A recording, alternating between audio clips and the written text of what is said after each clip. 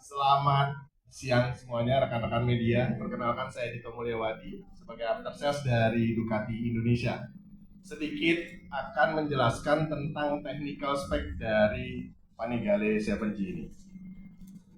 Oke, seperti tadi yang Pak Jimmy pernah bicarakan, jadi Ducati Panigale 7G ini adalah generasi ketujuh dari superbike yang produksi oleh Ducati. Kalau kita lihat di sini dari Paso sampai ke Panigale 7G. Next. Panigale adalah salah satu motor dari Ducati yang selalu berevolusi setiap tahunnya. Jadi Panigale itu start dari 2012 sebenarnya. Lalu di 2018 disempurnakan dan sejak 2018 Panigale itu berevolusi terus. Setiap tahunnya berubah berdasarkan inputan dari MotoGP. Ya, jadi kalau kita lihat di sini 2022, 2024 itu pun berubah. Jadi kalau kita tidak bisa melihat secara detail apa perbedaannya, namun dari tangki, dari fairing, dari aerodinamis, semuanya berubah selalu konstan setiap tahunnya. Sejak 2020, 2021, 2022, maka kalau kita beli aksesoris juga harus hati-hati karena akan berbeda setiap tahunnya. Ya, jadi Panigale merupakan salah satu tipe dari Ducati yang berevolusi setiap tahunnya. Next. Ini sedikit catatan waktu dari Race of Champion yang dilakukan di 2024 oleh para pembalap Superbike dan juga para pembalap MotoGP. Ada Pecco, ada Martin, ada Aenea Bastianini dan semua pembalap-pembalap Superbike juga datang melakukan satu balapan dinamakan Race of Champion di Misano. Catatan waktu yang didapatkan pada saat itu terbaik adalah 1 menit 35 detik sekian, dan ini 1 detik lebih cepat dari Panigale sebelumnya. Next. Ini juga salah satu catatan waktu dari beberapa rider test rider dari Ducati di Vallelunga Circuit. Hampir semua catatan waktu di Panigale 7G ini lebih cepat dari Panigale sebelumnya, ya. Jadi kalau kita rata-rata hampir 1,5 menit berbeda, ya. Ada yang 2 menit, ada yang memang hanya 0,7 detik, tapi semuanya lebih cepat dari Panigale terdahulunya. Next. Kalau kita lihat di sini, ini salah satu grafik pengembangan dari Panigale. Jadi yang dipusatkan oleh Ducati adalah bagaimana cara Panigale 7G ini dapat dengan mudah melewati apex, yaitu bagaimana motor ini lebih enak dibawa menikung sehingga catatan waktu yang didapat dari sirkuit juga jauh lebih cepat. Ini sangat jauh berbeda dengan Panigale yang tahun 2024. Next. Oke, ini magic numbers. Jadi inilah data dari Panigale 7G ini. Horsepower 216, memang tidak terpaut jauh dari Panigale sebelumnya. Namun dari berat motor ini pun sudah berkurang, ya, 187 kg. Sehingga didapatkan seperti tadi Pak Jimmy bilang adalah yang terbaik di kelasnya, power to weight ratio-nya 1,15.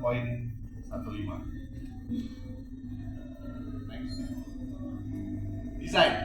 Kalau kita ngelihat di depannya juga semakin runcing dengan winglet yang sekarang menyatu dengan fairing.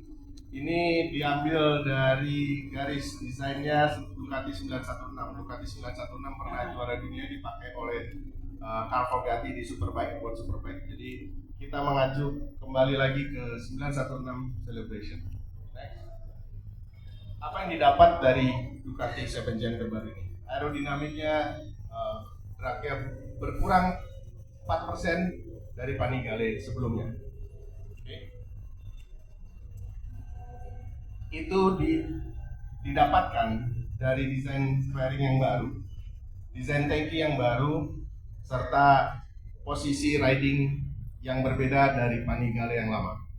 Kalau kita lihat dari seatnya, dari kursinya, ini lebih panjang ke belakang sekitar 35 mm dan lebih lebar 50 mm, menyebabkan pengendara atau rider dapat duduk jauh lebih ke belakang sehingga dapat lebih tuck in. Aerodinamis yang didapat hampir sama dengan aerodinamis yang didapat di Desmos Edici GP, jadi dari MotoGP. Footpack-nya itu 10 mm lebih rapat ke dalam. Ya, jadi kaki lebih rapat ke dalam. Apa yang didapatkan? Lane angle-nya akan bisa lebih jauh. Ya, jadi dia akan bisa lebih rebah tanpa khawatir sepatu ataupun footpack-nya mengenai aspal. Dan tankinya seperti tadi saya sudah bilang bahwa memiliki desain yang baru, lebih kecil agar lebih dapat diapit oleh kaki, sehingga pengendara dengan entengnya dapat bergantung pada motor ketika dia rebah. Dan ini tetap 17 liter. Next. Ini tadi yang seperti kita bicarakan bahwa ini ada aerodynamic position, jadi ketika tuck in dia lebih sama dengan MotoGP, braking dan juga hanging off. Ini dari desain tangki yang baru. Next. Engine Desmos Edici Stradale. Jadi ini turunan dari mesin MotoGP V4, ya. Termasuk silinder headnya kalau kita lihat blueprintnya itu tidak berbeda jauh dengan silinder headnya yang dipakai di Desmos Edici GP. Ya. Jadi memang mesin ini turunan langsung dari MotoGP, 216 horsepower dan dapat meningkat hingga 228 horsepower dengan hanya menambahkan aksesoris Ducati Performance Racing Exhaust Akrapovic. Next. Apa saja yang dirubah dari mesin baru ini? Ada beberapa sensor twin pulse serta counter rotating crankshaft dan juga menggunakan camshaft baru. Kenapa camshaft baru? Tadi saya sempat bicara bahwa headnya juga sudah diperbarui, mirip dengan blueprintnya mirip dengan MotoGP, dan camshaftnya dapat dirubah juga mengikuti ke MotoGP sehingga mendapatkan horsepower yang lebih baik dan 1 kilo lebih ringan daripada mesin yang sebelumnya. Dan juga otomatis karena ini motor dipakai di jalan raya, jadi juga kita memikirkan tentang konsumsi bahan bakar yang kita sudah turunkan. Next. Brand new chassis. Jadi ini yang membuat motor ini jauh lebih ramping, jauh lebih agile, jauh lebih enak dipakai. Next. Menggunakan lengan ayun ganda di belakangnya. Ini sangat-sangat kontroversial di Ducati karena memang Ducati Panigale terkenal dengan single arm-nya. Nah, ini juga satu pertimbangan besar dari Ducati Corse untuk mengubah dari single arm menjadi dual arm. Namun setelah dicoba dan ditest ride oleh berbagai macam test rider, lateral stiffness-nya berkurang 37% dari yang lama. Jadi dia sangat dapat menerima tekanan dari samping ketika dia menikung, dan juga desain dari arm ini membuat footstep tadi dapat lebih ke dalam sekitar 10 mili. Next. Walaupun dia dual arm, namun beratnya tidak lebih berat daripada single arm. Jadi dia justru malah lebih ringan 2,7 kilo dari versi single arm. Ya. Next. Brand new front frame. Jadi frame depannya benar-benar baru. Kalau kita lihat dari 2020 sampai ke 2024 kemarin, hanya terdapat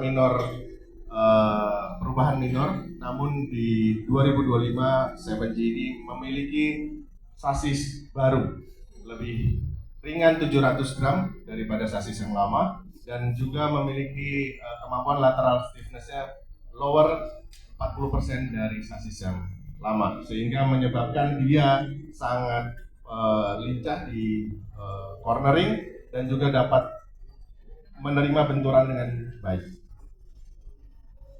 Next. Oke, new suspension. Kalau kita lihat di V4S, menggunakan suspensi elektronik Öhlins depan belakang, fully adjusted.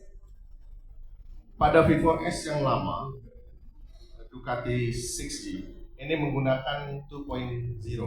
Kalau di yang 7G ini 3.0.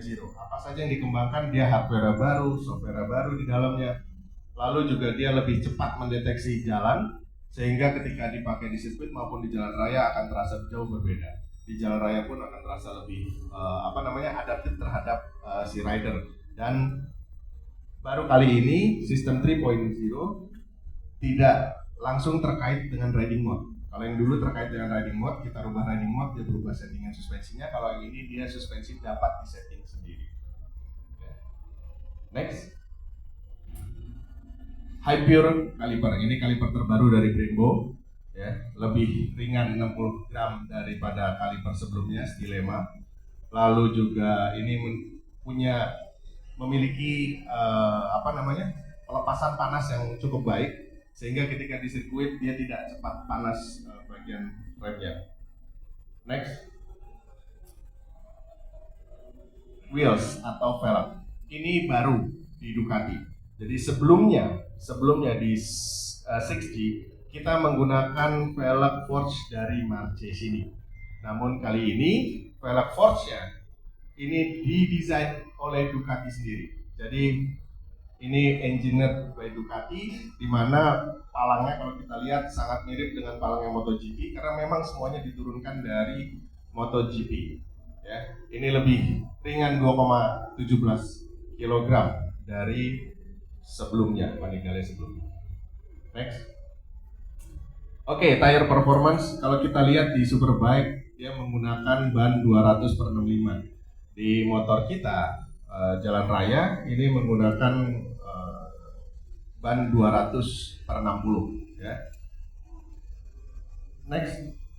Kenapa itu? Nah, di sini bisa kita lihat. Road tires-nya Pirelli Diablo Supercorsa ST4. Ini standar equipment-nya menggunakan itu dan dia berukuran 200/60.